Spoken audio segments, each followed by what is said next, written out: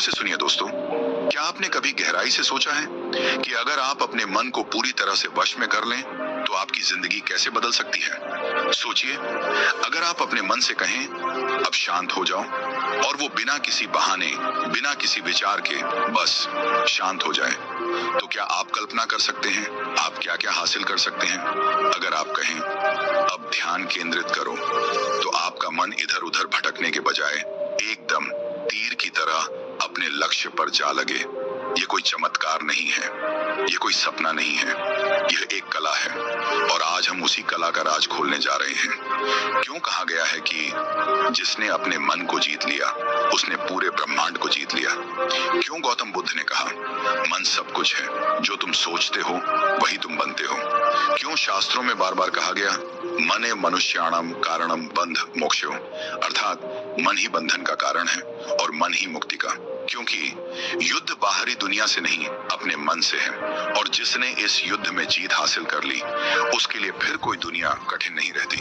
अब सोचिए, आज आपके साथ क्या होता है। आप किसी जरूरी काम में बैठते हैं और मन अचानक बीते हुए किसी झगड़े की याद दिला देता है, या कोई डर, कोई चिंता, किसी बात का पछतावा जो अभी हुआ भी नहीं, उस पर सोचते रहना। आपका मन आपके खिलाफ काम करता है। जब फोकस करना हो तब भटकाता है, जब शांत रहना हो तब शोर करता है, जब आपको हिम्मत चाहिए तब डराता है। आपका सबसे बड़ा दुश्मन आपके ही सिर के अंदर बैठा है, और अगर आप उसे वश में कर लें तो सोचिए कौन सी परीक्षा आपके लिए कठिन रह जाएगी, कौन सा लक्ष्य असंभव रहेगा। कई लोग कहते हैं मेरा मन नहीं लगता, मैं ज्यादा देर फोकस नहीं कर पाता, मन बहुत भटकता है, मैं जो सोचता हूं वो कर नहीं पाता। पर क्या आपने कभी सवाल किया है क्यों मन आखिर भटकता क्यों है?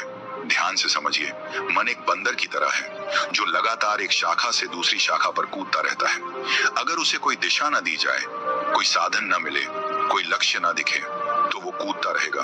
बिल्कुल वैसे ही जैसे आप सुबह उठते ही मोबाइल चेक करते हैं, फिर वीडियो, फिर इंस्टाग्राम, फिर सोच, फिर चिंता, फिर कंपैरिजन, और सारा दिन बस ऐसे ही बिखर जाता है। अब सवाल ये है, मन को नियंत्रित कैसे किया जाए, कैसे उसे अपना गुलाम बनाएं, कैसे उसकी ताकत को अपने फोकस में बदलें। इसका उत्तर आधुनिक मनोविज्ञान और प्राचीन ब्रह्म ज्ञान दोनों में छुपा है। आधुनिक विज्ञान कहता है कि मन दरअसल एक आदतों का जाल है। जो आप रोज सोचते हैं वही आपका मन बनता जाता है। आप जैसे विचारों को दोहराते हो वही रास्ते आपके ब्रेन में गहरे हो जाते हैं।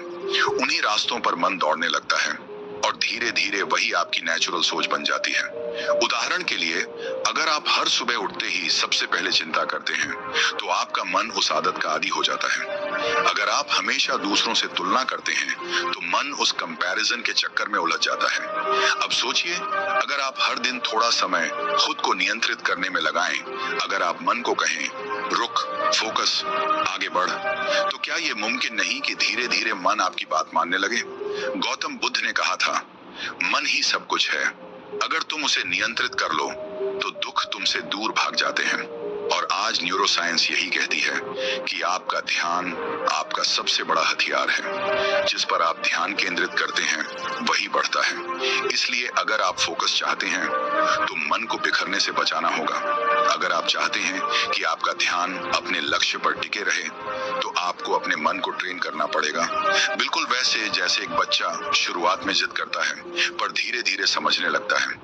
याद रखिए, मन एक साधन है, मालिक नहीं। आप मालिक हो, और जब तक आप मालिक नहीं बनते तब तक मन आपका शोषण करता रहेगा।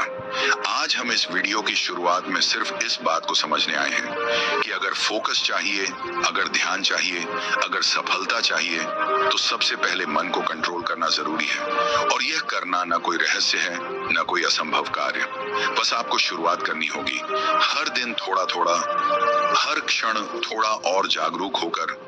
और जैसे ही आप अपने मन पर नियंत्रण पाना शुरू कर देते हैं, आपका ध्यान, आपकी सोच और आपका जीवन तीनों एक नई दिशा में मुड़ जाते हैं।